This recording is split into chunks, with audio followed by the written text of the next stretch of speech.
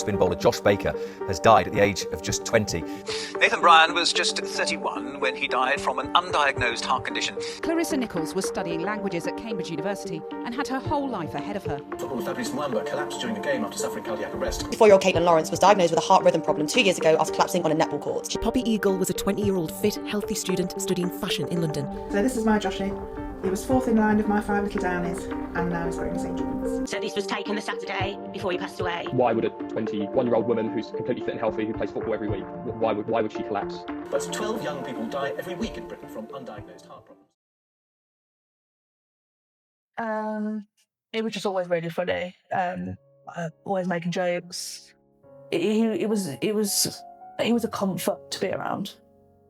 Really, rugby just was his life. Just his energy. I think, he was really sort of a welcoming person and their own sort of little groups, but then when we come together, Luke was always at the heart of it. Because coming into a new club, it was always daunting, really. I only played for one club, and then after I moved to Old Hales, met Luke, met all the boys there, and it was, proper little tight-knit group. Always used to play every week, or any game opportunity. Absolutely loved his trainers. There'd always be him, Dan, Connor, they'd always be sort of rocking a fresh pair. Honestly, love trainers. Certain styles, the loops had to be a certain hanging depth, and then just different ways of doing them and where they'd sit on the trainer, how many holes down, and yeah. I still do that now, actually. Really, really down-to-earth kid. Very, very sort of driven by wanting to go and play rugby whenever he possibly could. But I think he especially had the ability to really push on. I think he was sort of levels above some of the players like myself. He was such a talented player, and he would change a game in an instant. Really, he'd step onto the pitch, and that was it. Then he was in the zone. Like, it was just his life, basically. And I think he did want to progress more and more and more. It's just a shame that he didn't get a chance to play for North Mids, even though he did get accepted. A known thing that he would take his grandparents shopping all the time. And I used to go on many occasions, and we wouldn't leave without him buying a new pair of trainers. Literally. He'd be the heart and soul of the changing room, laughing, ripping people like myself. Such a nice, sort of brotherly little team that we had, really. I do actually quite often think of, and look back on some videos, of him laughing as well, because his laugh was a really nice, happy laugh. So I do often think of him laughing, and that makes me smile. There is a picture of that is very crude, and it makes me laugh every time, of us all having a group picture and him just pulling his trousers down and flashing his bum. That makes me laugh every time. And I've still got the picture. I'll never forget it. Never, ever forget that. I was on my way shopping myself, and my actual last message to him was, "Are you at rugby still?" And I've still got messages on my text messages on my phone.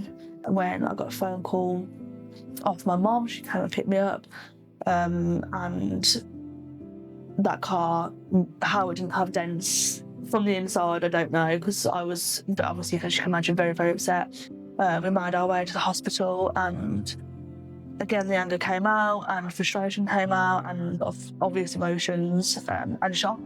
And I was just numb to it all, really. It was like, I remember sort of being sat in my room and my mum coming to say it, and she told me what had happened, and I was like, I just couldn't believe it. It's a massive impact. It's actually traumatic. I think it shapes who you are later down the line in life. That's how I feel as well. The day after we went up the club, and we'd all sort of sat in the stand at Old Hales, and I remember it was just silent. It was just silent, and like everyone sort of didn't know what to say, or who to speak to, really. So as a team, I think that's probably the quietest we ever was. My whole lifestyle changed. I was quite a strong-willed person anyway, as was Luke. That kind of elevated a lot for me. It was very tense. Obviously, it was a lot of exams around that time. I behaved in an angry manner quite a lot of the time. It was life-changing. Like, you go from literally 0 to 100, only 15, a young relationship, and I think that's what gets me the most, is like what could have been. The impact that it left in the team, I think, you know, it won't leave any of the lads really, no, even now. You don't turn it off. Ever. I'm really grateful for him. Really grateful for him. And like what he could have been, like knowing it could have been a success, and I do believe that it could be. What if it's selfish really, but like what if he'd have been alive, like how would my life look? What if he'd have been alive, would he have been successful? Like how successful would he have been? Like what if it just changes the whole dynamic of of many people's lives? When we played again, you know, after Luke passed, I think you could sense that something was missing, like, and we knew that Luke wasn't there, so it was tough. You know, I've still got the shirt that we wore for the tournament that we played afterwards.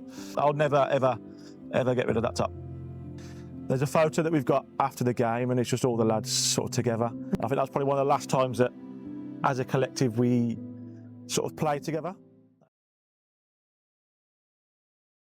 I do think he would be touched by this festival. The awareness around it, you know, you can't sort of stress enough how important it is that the young people are screened. And I work in a school myself, and I would dread the thought of having that phone call to say that one of my students has passed away. Something that can just be easily missed or brushed off, or you think you're okay, like Luke thought he was okay, like wouldn't have been any the wiser, but you don't know that. It's something that I think is important to get checked out, because you are blind to it, like you just don't know. I wanted to do I've always wanted to do something to celebrate Luke's life. I've always wanted to support the charity, supporting the families. It's not just necessarily the person that's passed, it's the families as well, which it makes such a difference too, because there's no preparation for it.